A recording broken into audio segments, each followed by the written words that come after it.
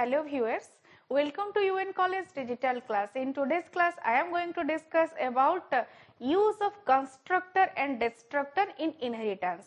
In previous classes of C++, I have discussed about constructor, destructor and different types of inheritance. Here, I am going to discuss in detail how we will use constructor and destructor in inheritance. Let's start. We know that when in a class we are using constructor and at the time of creating one object the constructor is invoked. Okay. Suppose we are going to use default constructor, then by default automatically when you are creating a class the default constructor is executed, but if you are using one parameterized constructor then you have to pass the parameter. Okay. But here we will talk about inheritance. If we inherit a class from another class and create an object of the derived class, then what happens? The default constructor of the derived class will be invoked, but before that the default constructor of all the base classes will be invoked. Okay. The order of invocation is that the base class default constructor will be invoked first and then the derived class default constructor will be invoked. Now I am going to discuss, we know that there are number of different types of inheritance. I will discuss one by one. I will start discussion from the single inheritance, how constructor and destructor will be used in single inheritance. Okay. What happens in single inheritance? Suppose you are using constructor and destructor, then base class constructors are called first and then the derived class constructor, and in case of destructor what happens, it is just the reverse sequence of constructor invocation. Okay. What happens here?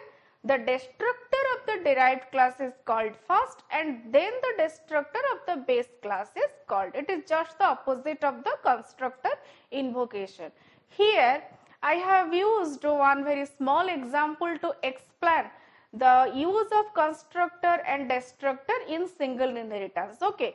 Here we have started the program. Let the first class name is base, which is the base class.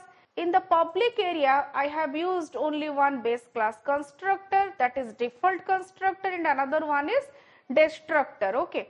We know that we can use different type of constructor, but we cannot use different types of destructor. We can use only one single destructor. Then in the constructor I have used one message, that is base class constructor, and in the destructor simply I have used another message, that base class destructor. Then I have used another class, the class name is derived, which is inheriting the class base. Okay.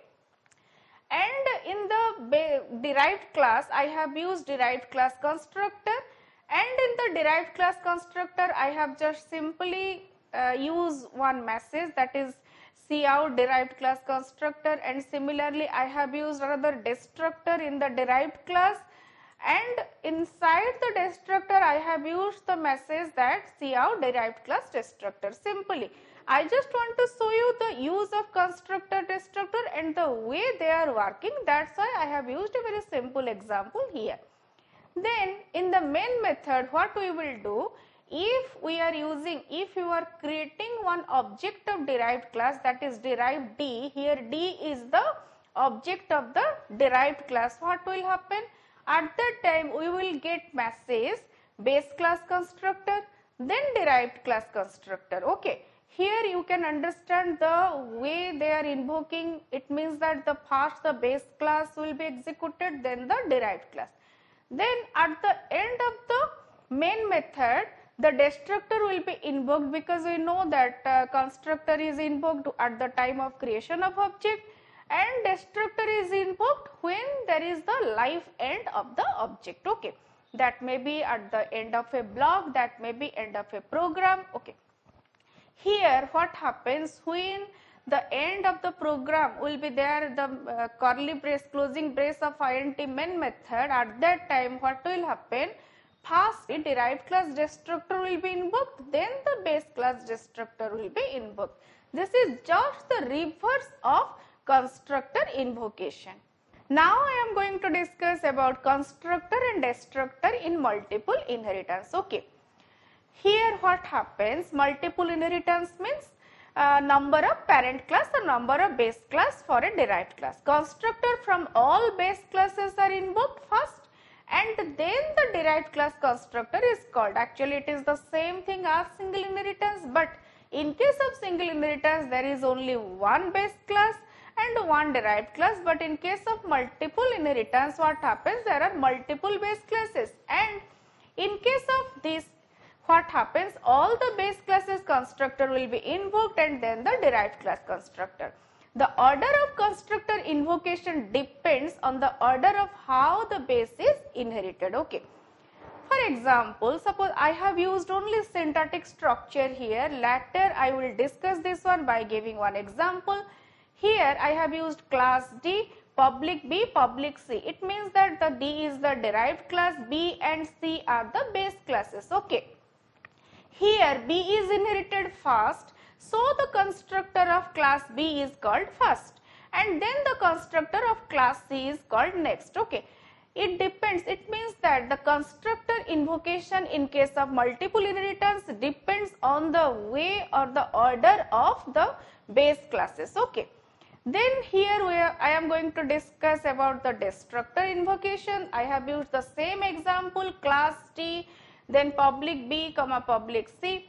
The destructor of the derived class is called first. It means that the class D destructor will be invoked first, and then the destructor of the base class which is maintained in the derived class declaration is called from last towards the first in sequential. It means that class D, then class C, then class B in this way. Okay. Here I have used a very simple example to explain multiple inheritance and use of constructor and destructor in the inheritance. Here I have used one class, the name is base 1. Okay, you may use any other one, no problem. Then in the base 1 class I have used the default constructor, and inside the default constructor I have used a very simple message. Then I have used one destructor of base 1, and in the destructor also I have used a very simple message, that is base 1 class destructor, and this is all about the first base class which is the name of which is base underscore 1. Then I have used the second base class, and the base class name here is base underscore 2. Inside this class I have used the default constructor base underscore 2, cout base underscore 2 class constructor. I have used very simple message here, simple coding here, so that you can understand the way constructor and destructor are working in multiple inheritance. Okay. Then I have used the destructor of the second class, that is base underscore 2, and inside the destructor I have used a very simple message, that is the base underscore 2 class destructor. That's all about class base underscore 2. Here you can see that I have used two classes. Okay, class base underscore 1 and the second class is class base underscore 2. Here the two classes are independent to each other, they are not related here. Now I have used another class, that is class derived, which is the derived class, and it is inheriting base underscore 1 and base underscore 2. It is inheriting the two classes and the inheritance mode is public here. And inside the derived class I have used the default constructor, that is derived, and inside the default constructor I have used the same simple message, that is derived class constructor. Okay. Then I have used derived class destructor, and inside the destructor I have used the message again derived class destructor. That's all. Now when you are creating one object of the derived class in the main method as derived D, what will happen? Here you can see that derived class, the order of the base classes. Okay. So the constructor of the first base class will be executed, then the constructor of the second base class will be executed, then the constructor of the derived class will be executed. It means that you will get message as base underscore 1 class constructor, this one, then base underscore 2 class constructor, then derived class constructor in this way. But when there will be end of the program, that is the end closing brace of the main method, at that time destructor will be invoked. And how the destructor will be invoked? The destructor will be invoked first the derived class destructor, then the base classes destructor, and it is from last to first order. And for that reason we will get message here derived class destructor, then base underscore 2 class destructor, then base underscore 1 class destructor. Here it is just opposite of constructor invocation. I hope you have got some basic idea on this use of constructor and destructor in multiple inheritance. Now I am taking another example of using constructor and destructor in inheritance, where I have used parameterized constructor. Okay. Here the first class name is class parent, then int x public, and here I have used parameterized constructor parent int I, then inside the parameterized constructor x equal to I. Then I have used one simple message, that is inside base constructor, then cout x. That is all about the class parent. Then here I have used another class, that is class child public parent, okay, which is the derived class, and the child is the derived class and parent is the base class. And inside the child class I have used int y, and in the public part I have used the parameterized constructor. Here you can see that the parameterized constructor I have used here child int I, int j, then colon parent j. How it will be invoked I will explain. Okay. Let me finish the program first. Then y equal to I. Then I have used cout inside subclass constructor. Here you may use derived class constructor, no problem. Then cout y. That's all. Inside the int main method, what I have done, I have just created the object of child, and at the time of creating the object I am just passing two parameter 10 and 20 here. Actually when we are creating the object obj1 of child and we are passing 10 and 20, that will be passed here. 10 will be stored at int I and 20 will be stored at int j, and from this point parent j, the constructor, the parameterized constructor of base class will be invoked and j will be passed to this area, and here j value is 20 and 20 will be passed here, and now here at this part I will contain 20, x equal to I, it means that x value will be 20, and here we will get output 20, and then the control will return to this point, and y equal to I, it means that y value will be 10, and we will get output inside subclass constructor y is 10. In this way this program will be executed. I hope you have got some basic idea about the invocation of constructor in this program. Now I am taking another example of use of constructor in multiple inheritance so that you will be more clear. Okay. Suppose I have used here class A. Let me explain you first diagrammatically, then I will write down the program. Let here I have used two classes A and B, and A and B are the base classes and C is the derived class. Okay. Suppose let the question is input two number. It means that you will input one number in class A and you will input the second number in class B, and you will add those number in class C and you will display the result. Suppose this is the question. Here when you will write down the program, suppose I am going to use parameterized constructor, then the program will be in this way. Okay.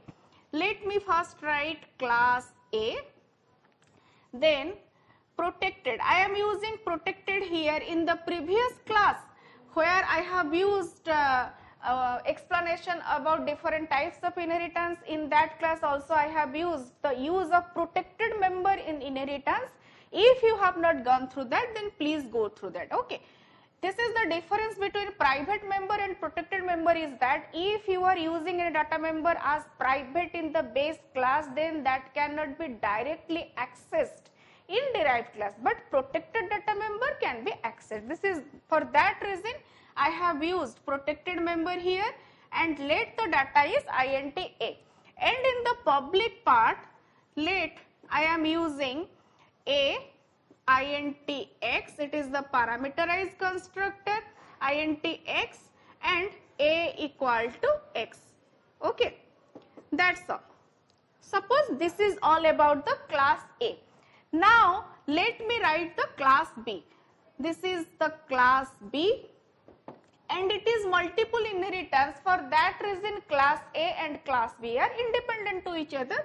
There is no relationship in between class A and class B. Okay, class B, then protected, and here I have used int B. Then in the public part I have used what? B, parameterized constructor int y, and here what I will do, B equal to y. That's all. This is all about class B. Now I am going to explain about class C, which is the derived class. Class C colon public A comma public B. Okay. Here it means that class C is the derived class and A and B are the parent classes. Okay. Here what I have done int C, I have used int C, one variable data member. Then in the public part I will write the constructor, parameterized constructor, that is C, int x, int y, int z. Okay. Why? Because it is the derived class. Okay, and it is inherited from class A and class B, and class A is taking one argument in parameterized constructor and class B is taking one argument in parameterized constructor, and C also needs one argument. Okay, sorry, C is not needing any argument, but here let I have written this one, it's okay, no problem. Okay, then here what I will do, we know that the order of invocation of constructor is that all the base classes constructor will be invoked and then the derived class constructor will be invoked. Okay, then here what I will do, just A x, then B y.